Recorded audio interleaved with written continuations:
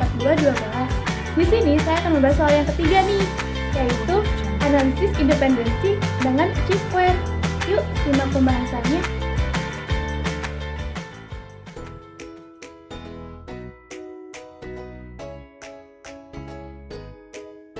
Nah, pada studi kasus yang ketiga itu merupakan uji independensi dengan menggunakan chi-square. Langkah pertama yaitu kita tentukan H0-nya. Nah, pada uji independensi, H0 itu selalu bersifat independen. Nah, bisa kita tarik kesimpulan bahwa H0-nya adalah variabel sex dan variabel social class bersifat independen, tidak berasosiasi secara signifikan. Langkah kedua yaitu kita tentukan H1-nya atau hipotesis 1. Nah, H1 itu merupakan kebalikan dari H0. Bila H0 independen, berarti H1-nya dependen. Dapat ditarik kesimpulan bahwa H1 adalah variabel sex dan variabel social class bersifat dependen, berasosiasi secara signifikan.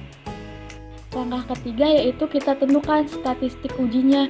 Nah, statistik uji di sini yaitu uji independensi dengan chi-square.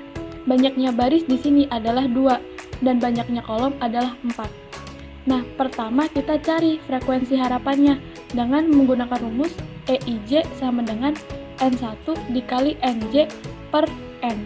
Contohnya adalah pada E11. Frekuensi harapan E11 diperoleh dari 65. 65 merupakan jumlah dari kolom A. Dikali 300. 300 merupakan jumlah dari baris mel. Dibagi 600. 600 merupakan total dari keseluruhan. Didapatkan frekuensi harapannya sebesar 32,5. Rumus tersebut berlaku untuk seluruhnya sampai E24. Untuk hasil keseluruhannya dapat kita rangkum dalam sebuah tabel. Pada tabel tersebut berisikan OIJ, yaitu nilai setiap sel kombinasi baris dan kolom, dan EIJ, yaitu frekuensi harapan kombinasi baris dan kolom. Nah, yang kedua yaitu menghitung X kuadrat hitung atau statistik ujinya.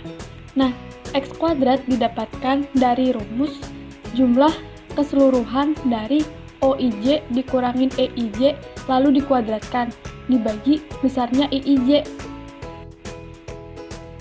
Hal itu berlaku bagi semua kombinasi baris dan kolom.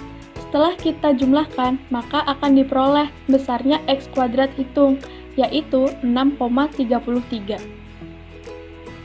Langkah keempat yaitu daerah kritis.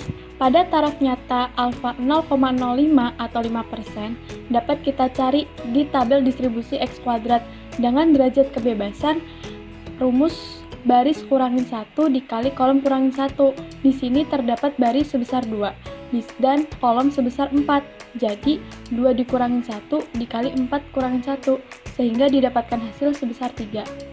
Nah, kemudian, setelah kita memiliki taraf nyata dan derajat kebebasan, dapat kita lihat di tabel distribusi X kuadrat.